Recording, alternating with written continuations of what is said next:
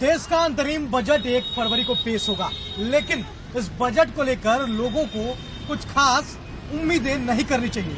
ये कहा है देश की वित्त मंत्री निर्मला सीतारमण ने। हालांकि इस बजट में क्या कुछ खास होगा और लोगों की इस बजट से क्या उम्मीदें हैं, हमारे साथ बातचीत के लिए बनारस वाले मिश्रा जी हैं, जो हमेशा अपने बेबाक अंदाज के लिए जाने जाते हैं। हम इनसे बातचीत करते हैं और जानते हैं कि एक बनारसी होने के नाते इन्हें क्या उम्मीदें हैं अंतरिम बजट से। मिश्रा जी, सबसे पहले स्वागत है आपका भारत एक्सप्रेस में। जी, भारत एक्सप्रेस के सभी सम्मानित साथियों को मेरे तरफ से दिल से धन्यवाद है। रही बात आपने कहा कि बजट, तो आदरणीय वित्त मंत्री सीतारमण जी जो है हमारी महिला वित्त मंत्री हैं, और मैं ये चाहता हूं कि अब की बार माता जी, बहन जी, माननीय वित्त मंत्री निर्मला सीतारमण जी एक बार चौका बासन का जो दुख है, जो दर्द है, इस बार हम लोगों का कम करें। देखिए, गैस सिलेंडर हो चाहे खाने पीने की सामान में हो, ये पूरी तरीके से 4-4 गुना बढ़ गया।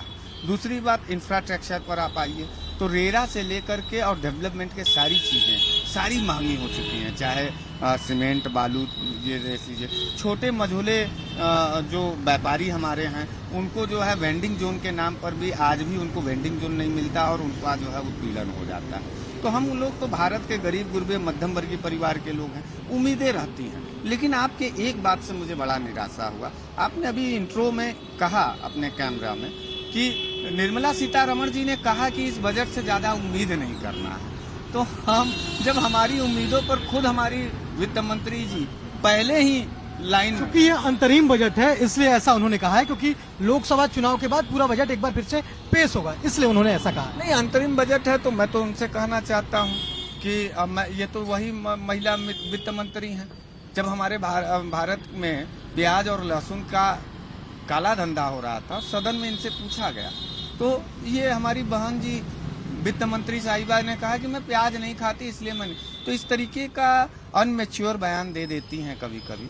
और एक महिला है तो मैं तो अपने घर की पत्नी की तरफ से उनको निवेदन कर रहा हूँ, मैं तो अपने बेटी की तरफ से उनसे निवेदन कर रहा हूँ कि एक महिला होकर के घर को जरूर सुकून दीजिएगा। क्योंकि भारतवासी इस समय 5 किलो राशन तो ले रहे हैं, लेकिन पकाने के लिए गैस सिलेंडर से लेकर तेल मसाला तक सब चरम पर है। तो हम लोगों को ये उम्मीद है कि सकल घरेलू उत्पाद का जो रेट होगा वो बेहद ज़्यादा न्यूनतम होगा। डीजल पेट्रोल भी बड़ा भारी है, बिजली का बिल बहुत ज़्यादा बढ़ गया है और पूरी तरीके से मार्केट वैल्यू जीएसटी के वजह से वो पूरा तरफ से डिस्टर्ब है।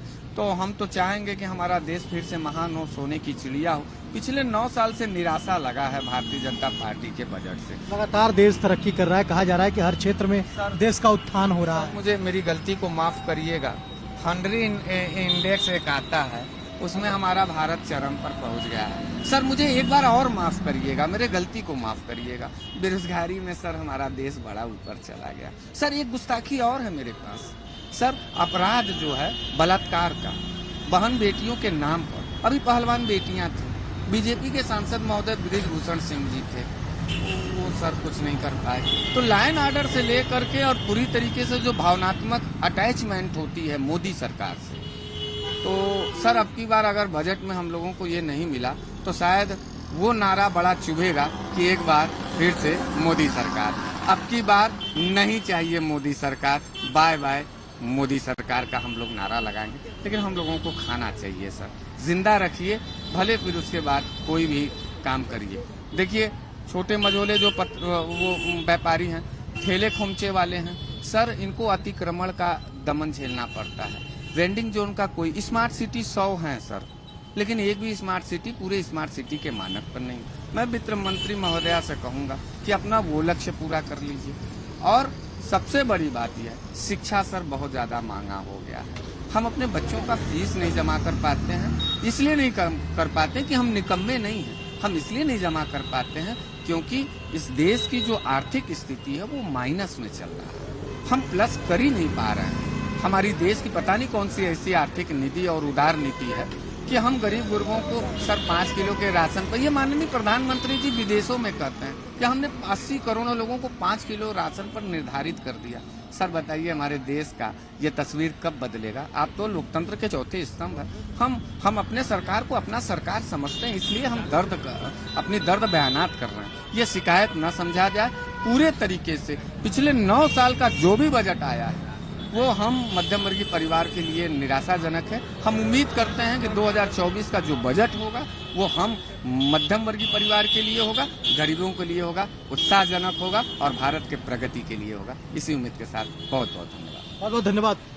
तो हमारे साथ बातचीत के लिए बनारस वाले मिश्रा जी हैं, जिनका कहना था कि देखिए इस बार का जो बजट है उसको लेकर बहुत खास उम्मीदें तो नहीं है, लेकिन एक बनारसी होने के नाते, एक देशवासी होने के नाते हमारी ये डिमांड है कि जो ये बजट है वो मध्यम वर्गीय परिवार को ख्याल में रखकर बनाया जाए और सबके बेहतरी के लिए ये बजट पेश हो।